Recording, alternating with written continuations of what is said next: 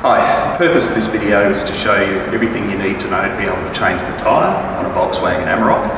I'll show you how to release the spare, where the jacking points are, how to jack safely, where the tools are located in the vehicle, and also talking up the wheel bolts and everything you need to be able to do the work safely. Okay, step one is to find the tools. So just grab the tabs on either side of the seat, and down the bottom here you will find everything you need. It's very dark down here. Tools and the jack. In your kit you'll find the jack, which looks tiny but seems to do the job okay. Wheel brace, this two-part extension, which is one articulated piece here and the extension. As well as that, I've got some M10 by 200mm bolts, which we'll see the purpose of those shortly.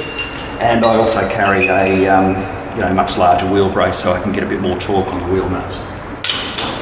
Okay, in order to release the spare, there's a little cubby hole here, a little cover, which you need a screwdriver to release, and it opens out. Take this extension section out of the kit and put it in. It angles slightly downwards. It's pretty dark here, so yeah, that's it. And then the wheel brace hooks onto this. Okay, now we're in position. We can start to use the jack to release the spare. And you can see here that I've got an old boot placed to one side of the wheel, and the reason for that will become apparent very shortly. So release it all the way. Just keep going quite a few extra turns so that you can release the catch. Okay, the purpose of putting a spacer under here is so that you can get your arm in and release this catch, which is almost impossible otherwise. So you can see how that works. What I've done there is just move this up so it's released. Before we start jacking, a few things to do. First is to remove this little cap, which we'll use later. And then once we've got the vehicle locked into place, unless you're on a dead level surface like this, firstly make sure it's in gear with the handbrake on, and put some wheel chocks there if there's any sort of an angle. So let's just slightly detension the wheel nuts, or bolts in this case, so that we don't have to do that while it's up in the air. All good to go. Time to start jacking. There's a small groove on the top of the jack here, and the required location is just on the axle housing here. So I'll probably just go between the shackles. Always extend the jack before you get under here. It's a hell of a lot easier. Extend that. You do have to come in from the back because this handle is quite lengthy. Hook that into position. Okay, and now we can start lifting the vehicle, which won't take very long at all because we're attached to a solid axle here.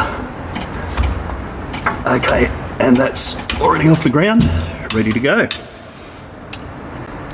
Okay, now it's time to have a look at the front jacking point. So if we come in about probably 30 centimetres behind the front wheel, the way it's completely different to the rear because we've got a independent suspension set up here rather than a live axle. So what Volkswagen have done, here is our chassis rail and this big strong cross member, and there's this nice little recess here where the jack fits very comfortably into. There's plenty of space, and that's it. We just jack up from that position. Have to go a lot further, a lot higher, because the suspension will sag, of course, as it takes up the weight. Okay, I mentioned these bolts before, extras that I've got in my kit. The reason being they're not the correct thread size, but this is what I use them for. roll the wheel roughly into position. Once you're here, just stick a bolt through into the bolt hole. Another one here.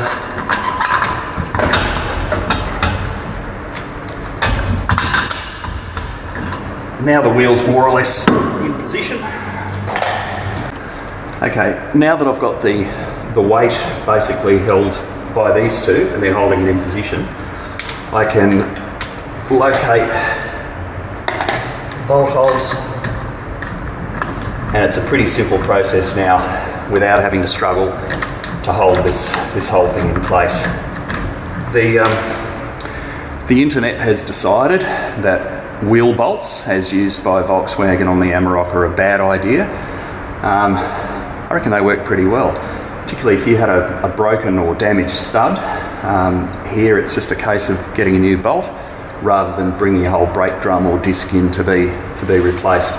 And you can see with this little method here, it makes it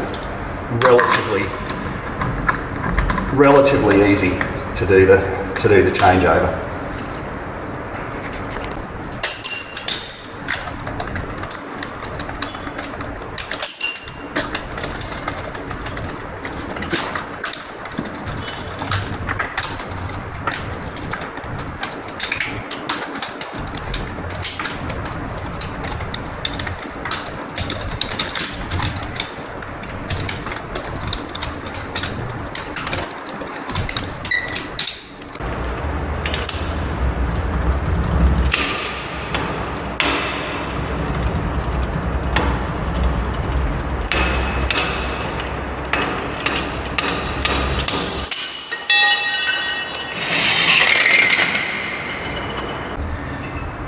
Now the recommended torque setting for these wheel nuts is 180 Newton meters, and that's the equivalent of about 18 kilograms at 1 meter. I've just set this up so you can see the standard wheel brace here. The position where your hand is likely to be is roughly about 250 millimeters. So that means we have to multiply that 18 kilos by 4. 72 kilos is, and I reckon there is no way, you know, unless you're a superhuman, that you'd be able to get that amount of torque onto such a short spanner. Even with the extended one that I've got, which is about 42 centimeters, the load is still 42 kilos at the handle. So just wanted to make that point that most people, in all likelihood, would under torque their wheel bolts. Okay, time to finish the job. You should always torque your wheel nuts up diagonally, never clockwise or anti-clockwise. So just move across the wheel,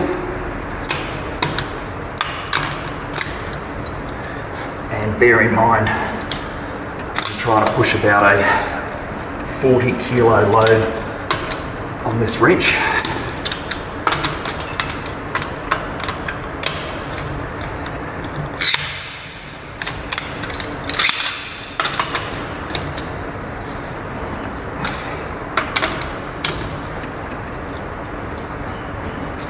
Job done. One final thing before we hit the road. Don't trust your mechanic, don't trust the tyre shop. Get out yourself, put a wheel brace on, make sure that all your nuts are torqued up properly.